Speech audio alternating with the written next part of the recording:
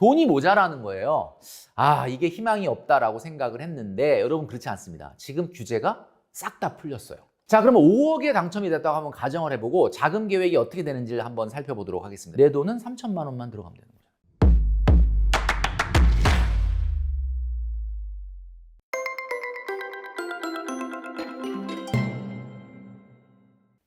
네, 여러분 안녕하십니까. 돈으로 혼쭐 내는 남자 돈줄남 김경필입니다. 오늘 이 시간에는 청약에 관련된 이야기를 말씀드리려고 하는데요. 바로 내가 가진 돈이 거의 없는데 청약에 당첨이 돼도 이게 내 집이 될 수 있을까?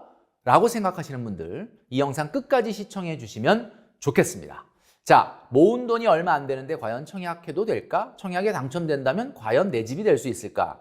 자, 여러분들 내 집 마련이라고 하는 것은 뭐 영원한 숙제, 영원한 화두입니다. 최근에 부동산 가격이 좀 많이 하락을 하면서 또 금리가 굉장히 올라가면서 청약의 열기가 좀 시들해졌죠. 그렇기 때문에 청약 별로 관심 없어. 그리고 내가 괜히 청약을 했다가 또 미분양 같은 거 나오거나 시세 차익이 안 나게 되면 어떡하냐라는 걱정을 하시게 되는데요. 여러분 잘 들으시기 바랍니다.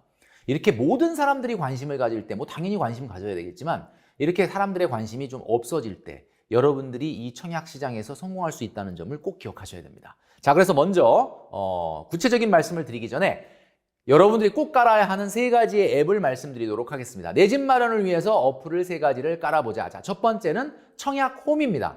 이건 다 가지고 계시죠. 청약 통장이 있는 분은 청약홈은 다 깔아 놓으셨을 거라고 봅니다. 이게 보통 그 다음에 또 하나는 분양 알림이라는 앱입니다. 분양 알림이. 어떤 분양 정보가 있는지를 나한테 실시간으로 알려주는 거죠. 그 다음에 3번째는 국토교통부의 실거래가 앱입니다. 자, 이 3개의 어플을 반드시 모바일에 까시기 바랍니다. 우선 청약홈은 뭐 하는 거냐? 아시겠지만 청약 일정도 안내해주고요. 청약 캘린더를 통해서 어떤 것들이 내가 할 수 있는지 없는 건지도 우리가 파악할 수 있게 해주시고, 그 다음에 가장 중요한 거는 여기서 우리가 공인인증서로 청약을 신청할 수가 있습니다. 그러니까 많은 분들이 이 화면을 많이 보셨을 거고, 그리고 들어가 보신 일이 있을 거다. 그래서 이 청약 홈 화면에서 우리가 청약을 신청을 하게 되는 거죠. 자, 이거는 모든 분들이 다 깔고 있는데, 자, 청약의 열기가 조금 시들해지고 인기가 없어지다 보니까 관심을 안 가지시는데 분양 알림이라고 하는 앱이 있습니다. 분양 알림이. 자, 이 분양 알림이 이렇게 생겼는데, 자, 청약 임박한 거 6개, 현재 모집 중인 거 32개, 그 다음에 오늘 청약 끝나는 거 하나, 이런 식으로 이제 안내를 해주고 설정하기에 따라서 나한테 알람도 해준단 말이에요. 그러니까 내가 바쁜 와중에 혹시 청약 정보를 놓치는 게 있을까봐 얘가 알람을 해줍니다. 그러니까 자, 요걸 잘 보시면은 좀 도움이 되겠죠. 자, 요런 식으로. 자, 그 다음에 또 하나는 청약 말고, 멘토님, 청약 말고 내가 생짜배기로 시장에 나가서 좀 대출을 받아가지고 요즘 대출도 좀 풀렸고 금리는 여전히 높긴 하지만 최근에 주택 가격이 좀 하락하고 하니까 좀 갭 투자를 하든 아니면 뭔가 대출을 받아서 좀 살려고 그러는데 어떻게 할까요? 라고 말씀하시는 분들이 많아요. 자, 그렇다면 그런 분들 같은 경우는 국토교통부 실거래가 앱을 까셔야 됩니다. 자, 이 국토교통부 실거래가 앱은요 이렇게 생겼는데 여기 보시면 관심단지라고 있죠. 관심단지. 대한민국에서 발생하는 모든 부동산 거래의 실거래가가 일주일 이내에 업데이트가 됩니다. 여러분들이 보시는 호갱노노나 네이버 부동산도 다 여기서 자료를 끌어오는 거거든요. 그러니까 이게 가장 빠르다라고 보시면 되고요. 개인적으로 이제 이렇게 관심단지를 쭉 이렇게 올려놨어요. 맨 위에 우리 집, 그 다음에 누나 집, 친구 집, 하여튼 이런 식으로. 자, 그래서 실거래가를 매일 실거래가 발생하는 건 아니니까 이렇게 일주일에 한 번이든 3일에 한 번 이렇게 들어가서 심심할 때마다 보면은 실거래가 업데이트가 된단 말이에요. 그러면 이제 가격이 어떻게 올라가는지 떨어지는지 그 변화의 추이를 알 수 있다. 자, 이 3가지는 반드시 깔고 우리가 시작을 해야 될 것 같습니다. 반드시 좀 깔아서 활용을 해보시면 좋을 것 같고요. 청약홈, 분양알림이 국토부 실거래가 앱이었습니다. 자, 여러분 이제 청약이 사실 여러분들 이거 아닙니까? 결국 시세는 여기에 있는데 분양가가 낮으니까 내가 이게 당첨이 되면 이 차액만큼 내가 프리미엄을 먹게 된다라는 게 이제 청약의 좋은 점인데 최근에는 어때요? 시세가 떨어지고 있잖아요. 그 떨어진다고 해서 분양가가 갑자기 떨어지는 건 아니거든요. 그렇기 때문에 조심해야 된다라는 겁니다. 그래서 청약 같은 거는 과거와 달리 이제는 어떤 것만 해야 되느냐? 여러분들이 청약을 넣고 이제 마감이 끝나고 나면 좀 이따 경쟁률이 발표가 되거든요. 경쟁률이 내가 딱 넣었는데 발표가 됐는데 1.5대 1. 이러면 이제 큰일 나는 겁니다, 여러분. 혹시 미분양이 날 수도 있는, 그리고 프리미엄이 없을 수도 있는, 마이너스 프리미엄이 생길 수도 있는. 그러니까 여러분 최소한 여러분들이 청약을 넣었는데 마감되고 딱 보니까 50대 1, 100대 1이다. 그러면 안심하시는 거예요. 실망할 게 아니야. 아, 안 되겠구나. 100대 1, 200대 1 안 되겠구나가 아니라 되는 사람은 된단 말이에요. 그런 아파트인 경우에는 실패할 가능성이 없다. 지금과 같이 시장에서 굉장히 어려운 상황 속에서도 그런 것들은 시세 차익이 날 수가 있다. 그래서 지금은 여러분 당첨이 중요한 게 아니라 뭐가 중요하다? 입지가 중요하다라는 거죠. 자, 그렇다면 여러분들이 이제 노려야 될 첫 번째 대상은 생애 최초 특별 공급입니다. 생애 최초 특별 공급이 가장 물량도 많고 그리고 이제 하반기부터 굉장히 많아져서 내년에 대폭 확대가 될 텐데 중요한 거는 여러분들 많은 분들이 생애 최초 특별 공급 그러니까 이런 말씀을 하세요. 뭔가 나랑 굉장히 관련이 있을 것 같다. 나도 생애 한 번도 집을 안 샀으니까. 그런데 이게 원래는 말이죠. 생애 최초 특별 공급은 반드시 혼인 중이어야만 가능했어요. 결혼 안 한 사람은 안 돼. 결혼 안 했으면 결혼 안 한 사람이 생애 최초 특별 공급이 되려면 자녀가 있어야 됩니다. 자, 이게 또 뭔 소린가? 결혼을 안 했는데 자녀가 있거나 자녀가 없으면 결혼을 했거나 해야 되는데 이게 작년 11월에 바뀌었죠. 지금 화면에 보시는 것처럼 1인 가구도 추첨제로 생애 최초 특별 공급을 30% 공급을 합니다. 그러니까 이제는 된다는 거죠. 그러니까 여러분들이 무조건 포기할 게 아니라 생애 최초 특별 공급도 추첨제로 1인 가구도 미혼인 사람도 되는구나 라는 것을 여러분들이 확인하셔야 됩니다. 자, 그러면 이 굉장히 어떻게 보면은 어려운 청약 시장 중에서 우리가 정말 입지 좋은 것만 청약을 하라 그랬죠. 이게 마치 우리가 수능 볼 때 수시하고 비슷하다라는 이야기가 있지 않습니까? 수시가 여러분들 수시는 상향 지원합니까? 하향 지원합니까? 상향 지원하잖아요. 그러니까 뭐 되면 진짜 땡큐고 뭐 아예 안 돼도 뭐 이런 거 아닙니까? 그러니까 청약은 안 돼서 문제지 되기만 하면 진짜 시세 차익은 걱정 없겠구나라고 하는 확실한 곳에만 집어넣어야 된다. 자, 그렇다면 민영주택의 추첨제는 어디서 나오는지 지금부터 잘 보시기 바랍니다. 자, 보시면 비규제 지역 그리고 조정 대상 지역은 추첨제가 8호제곱미터 이하는 25%, 8호제곱미터 이상은 70%가 추첨제로 나옵니다. 자, 그럼 이게 무슨 얘기냐? 결국은 규제 지역이 아닌 곳은 모르겠는데 규제 지역인 경우에는 평형이 커야만 추첨제가 높아. 이러니까 돈이 모자라는 거예요. 이게 희망이 없다라고 생각을 했는데 여러분 그렇지 않습니다. 지금 규제가 싹 다 풀렸어요. 작년만 해도 비규제 지역이 여러분 비규제 지역이 있습니까? 작년만 해도 그림이 이랬죠. 네. 저 북한만 비규제 지역이야. 남한은 다 규제 지역이야. 이랬는데 얼마 전에 자 여러분 뉴스를 보셨겠지만 수도권과 세종을 빼고는 조정 대상 지역에서 다 해제를 시켜줬습니다. 그래서 26일부터, 그러니까 9월 26일부터죠. 수도권 일부 지역과 세종시를 제외한 나머지 지역을 조정 대상 지역에서 완전히 규제를 해제시켜줬습니다. 자, 그래서 이제 조정 대상 지역은 모두 전국의 101곳에서 60곳으로 줄어들었고요. 41곳, 지금 화면에 보여드리고 있는 이 41곳은 규제 지역에서 해제가 됐다. 자, 이렇게 되면 1세대 1주택 양도소득세 비과세를 2년 거주하지 않더라도 적용을 받게 된다라는 내가 들어가서 살지 않아도요. 나중에 집을 팔 때 그 차익에 대한 양도소득세 비과세 될 수 있다라는 거죠. 자, 이 부분을 여러분들이 생각한다면 이제 청약에 조금 관심을 가지실 필요가 있습니다. 인기가 좀 사그러들었고 열기가 좀 죽었다고 해서 완전히 포기하면 안 된다라고 하는 부분을 말씀드리고요. 제가 좀 전에 말씀드렸던 것처럼 당첨보다는 입지가 우선이라는 점, 상향 지원을 해야 된다는 점을 여러분들이 꼭 기억하시면서 자, 그러면 5억에 당첨이 됐다고 한번 가정을 해보고 자금 계획이 어떻게 되는지를 한번 살펴보도록 하겠습니다. 여러분들 난 1억도 없어 진짜. 뭐 한 5천도 채 없어. 근데 내가 5억짜리에 당첨이 되면 내가 이거 내 집으로 만들 수 있느냐 잘 한번 보시기 바랍니다. 자, 5억 분양가에 당첨이 되면요 계약금을 1억을 내야 될 수도 있습니다. 물론 모든 게 그런 건 아니에요. 10% 내는 집도 있고 20% 내는 집도 있는데 만약에 20%를 낸다면 1억을 내야 됩니다. 1억을 보통 한 달 이내 정도에 내야 돼요. 그럼 이거 못 내면은 이 당첨 포기되는 거 아닙니까? 자, 이거 1억을 어떻게 잔압을 하지 이거? 자, 이럴 때 우리가 쓰는 게 엄마 찬스, 아빠 찬스인데 엄마 찬스, 아빠 찬스를 못 쓰시는 분들은 은행의 도움은 신용대출을 받아서라도 이 1억을 내야 되겠죠. 자, 여기까지는 어떻게 뭐 내가 돈이 없어도 낼 수는 있어. 근데 문제는 그 이유를 한번 보세요. 와, 이거 참 미치겠네. 이 10%, 그러니까 분양가의 10%면 5천이잖아요. 5천을 6번을 내야 돼. 이 몇 달에 한 번이냐면 이 총 기간이 지금 보여드리는 것처럼 2년 6개월이거든요. 2년 6개월이면 30개월이죠. 30개월을 6번을 내면 한 번에 5개월마다. 자, 5개월마다 5천씩 내야 되는데 이거 낼 수 있습니까? 이 1억도 지금 엄청 땡빚을 내가지고 지금 집어넣는데 이게 어렵잖아요. 근데 여러분 여기서 중요한 거는 중도금 대출은 DSR을 안 본다는 거예요.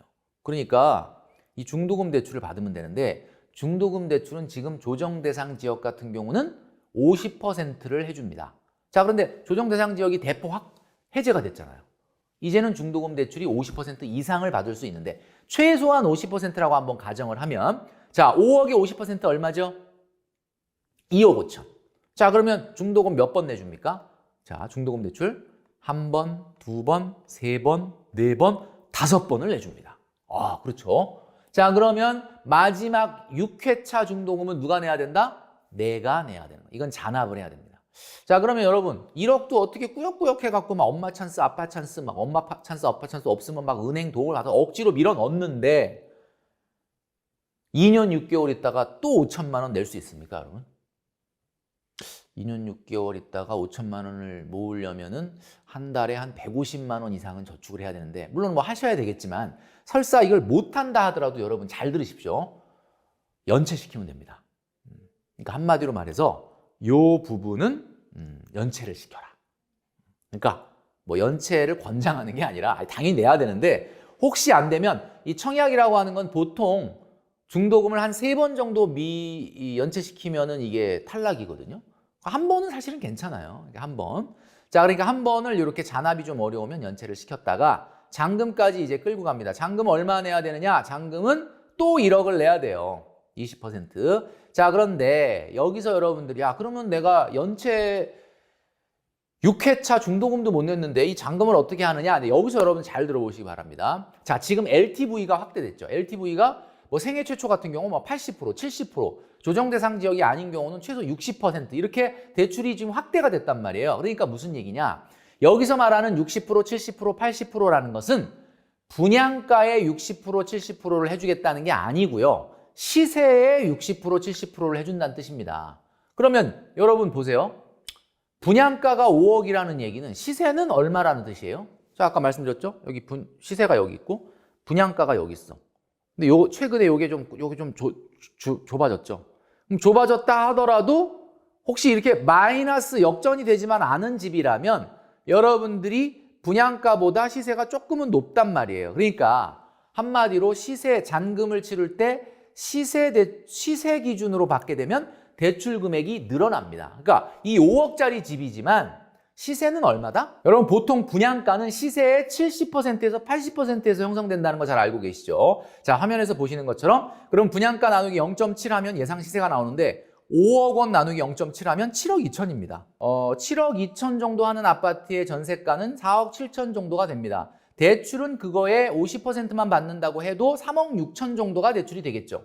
자, 그러니까 아까 2억 5천에 비해서 어때요? 1억 천이 대출이 더 나갈 수 있다라는 겁니다. 그러니까 중요한 거는 분양가로 서류만 있을 때는 집이 없으니까 분양가의 50%, 60% 이렇게 해주지만 일단 집이 다 지어지고 완공이 되고 나면 주변 시세를 적용한 그 시세의 60%, 70%를 해주기 때문에 훨씬 더 여유가 생긴다. 그럼 여러분 5억짜리 집이 3억 6천에 대출을 해준다면 여러분들의 돈은 얼마 들어가는 거예요? 1억 4천밖에 안 들어가는 거 아닙니까? 그러니까 앞으로 3년 동안 1억 4천만 만들면 이 집에 입주가 가능하다라는 얘기죠. 그럼 만약에 1억 4천도 못 모았다면 전세를 주면 됩니다. 전세를 주면. 그죠? 전세는 보통 그래도 신축 아파트들은 집값의 한 70% 정도 되니까. 자, 그러면 7억 2천만 원에 전세가 4억 7천이면 내 돈은 3천만 원만 들어가면 되는 거죠. 4억 7천 전세금 받으니까. 내 돈은 3천만 원만 가지고 이 집을 보유할 수 있게 된다라는 이야기죠. 근데 여러분들 여기서 하나 놓치시면 안 되는 게 중도금 대출을 받으면 반드시 입주해야 되는 거 아닌가요? 라고 물어보는 분이 많아요. 맞습니다. 중도금 대출을 받으면 전세를 주면 안 되고 본인이 반드시 입주해야 되는 의무가 생깁니다. 그런데 문제는 이것이 강제 조항은 아니라는 거예요. 그러니까 만약에 중도금 대출을 받았는데 전세를 주면은 뭐 페널티가 뭐냐? 페널티가 이거예요. 화면에 보시는 것처럼 위반하면 대출이 회수되고 3년간 담보대출이 안 된다. 이게 페널티란 얘기예요. 이 페널티 받아도 됩니다. 왜냐하면 전세를 주게 되면 대출을 다 갚을 거거든요. 전세 자금 받아서 대출을 다 갚아버릴 거기 때문에 대출을 받을 일이 없어요. 그렇기 때문에 이거는 사실 뭐 유명무실한 페널티라고 보시면 되죠. 그러니까 사실은 여러분들이 너무 겁내하시는데 이건 뭐 불법이 아닙니다. 이거 뭐 불법이라는 게 아니라 이런 조항이 있는데 그런 조항 해도 뭐 내가 문제가 없기 때문에 그러니까 여러분들이 금액이 한 5, 6천밖에 없는데 내가 5억 정도 되는 그 분양가 너무 내가 당첨만 되면 너무 괜찮을 것 같은데 이거 해도 되나요? 라고 말씀하시는 분들이 많은데 해도 됩니다. 물론 이자율에 대한 부분이 이제 조금 숙제로 남아있긴 하죠. 그러나 향후에 이자율이 계속해서 언제까지 올라갈 것인지에 대한 부분은 우리가 논외로 하고요. 그 부분은 조금 다시 한번 생각을 해봐야 되겠지만 일단 기본적으로 여러분들이 보시기에 괜찮은 아파트라고 생각한다면 그 부분을 좀 적극적으로 시도해 볼 필요가 있다라는 말씀을 드립니다. 자, 그렇다면 아까 제가 뭘 말씀드렸냐면 좀 전에 전세를 주면 된다라고 말씀드렸죠. 그런데 아예 전세 입주가 안 되는 아파트도 있습니다. 그거 뭐냐면 분양가 상한제 아파트죠. 분양가 상한제 아파트라는 게 뭐예요? 분양가를 좀 억지로 정책적으로 좀 낮춰놓은 거죠. 싸게 집을 분양한 거죠. 그거는 싸게 해주는 대신에 반드시 실거주를 목적으로 한다라는 조항이 있기 때문에 그거는 전세가 아예 법적으로 안 됩니다.